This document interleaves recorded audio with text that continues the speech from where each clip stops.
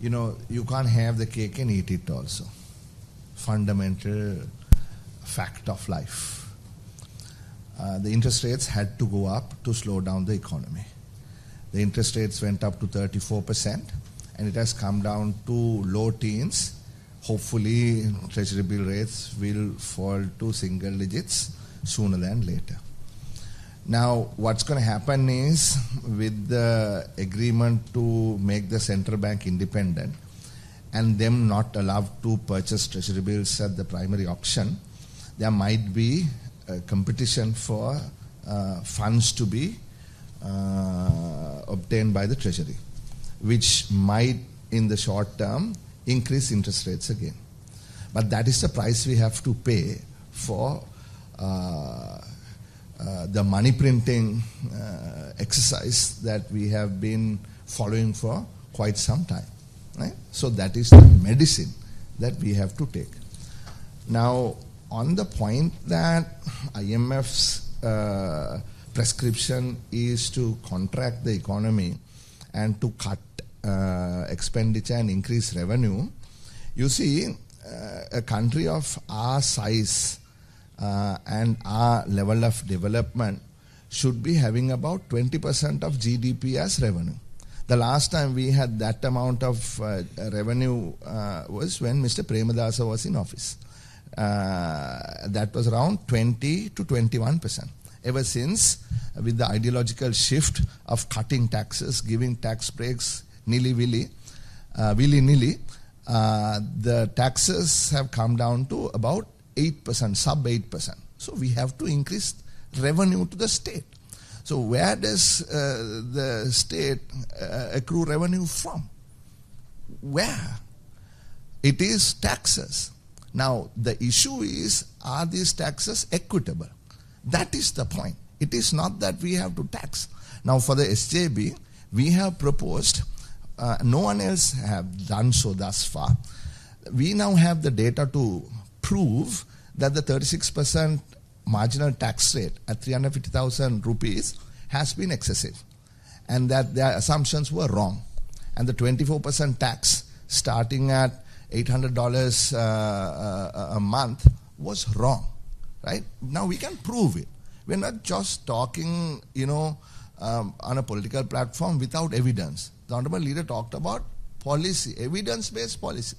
So we have now proposed 3 possible alternatives to revise the payee tax. Now I'll give you a simple fact. The objective of the government was to raise 100 billion rupees in payee tax. Now, at the end of last month, how much have they raised? 107 billion. And at 70% compliance, they will raise 125 billion. At 100% compliance, they will raise 170 billion. Which goes to show that if you are compliant and if you pay your taxes, where you have no possibility not to pay because the accountant deducts the tax before it goes to your bank, then you can collect the money. Right? So based on those numbers, we can adjust it and we can show that at a 24% tax rate, you can collect the 100 billion rupees. And we will prove it, and we have challenged the government to disprove us. And this came out after a discussion we had with 42 trade unions, professional trade unions, doctors, engineers, architects, lawyers, etc. Right? Not lawyers, but others, etc. Now, if you look at the voluntary payment of taxes, which is the personal income tax, the target was 115 billion. How much will we end up collecting at the end of the year? Maximum 40 billion. Now, why is that? It's because people are not paying. So, it is really, why are the people not paying? I mean, whose responsibility is it to pay? Now, of course, people can say we are not paying because the government is misusing the money, wasting the money, corruption, all of that. Right? So that is a longer term problem to deal with and show that there is transparency, accountability, all the good things that we need to do, we must do, so that there will be credibility and people will be willing to participate in the citizen responsibilities. Right? But there is no other way. So in the short term, I'm sorry, Mr. Ranuke, even in our own sort of blueprint, we had said in the short term there is going to be some pain we'll have to incur, right?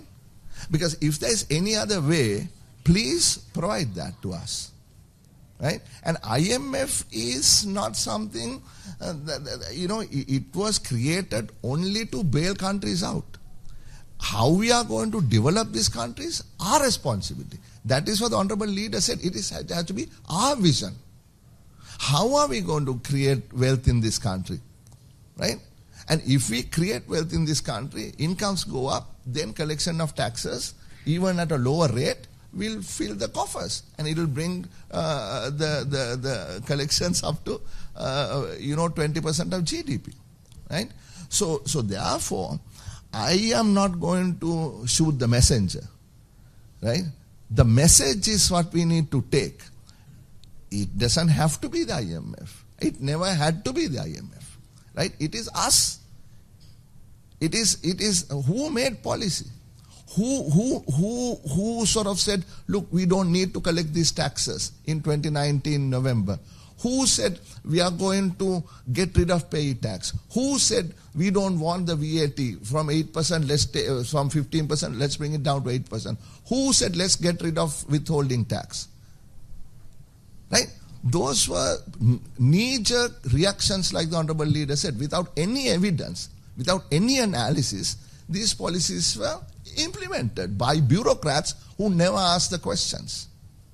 And like Professor Gunasekara has said, it is the job of the legislature under the Article 148 of the Constitution to ensure public finance, proper public finance. How do you allocate resources?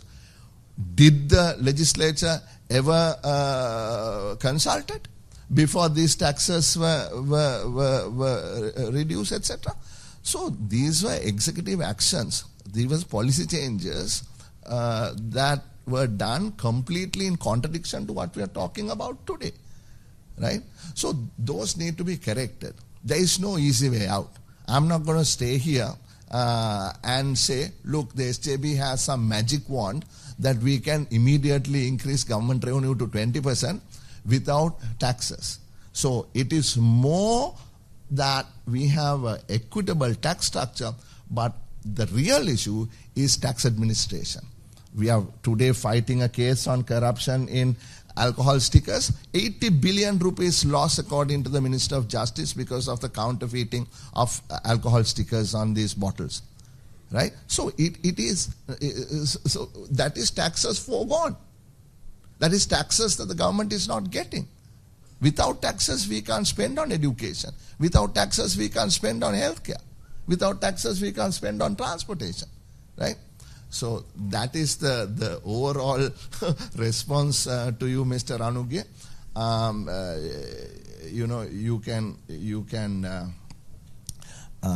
We can discuss, but if there is anything else that you may want, you have some other alternative proposal, please bring it to us.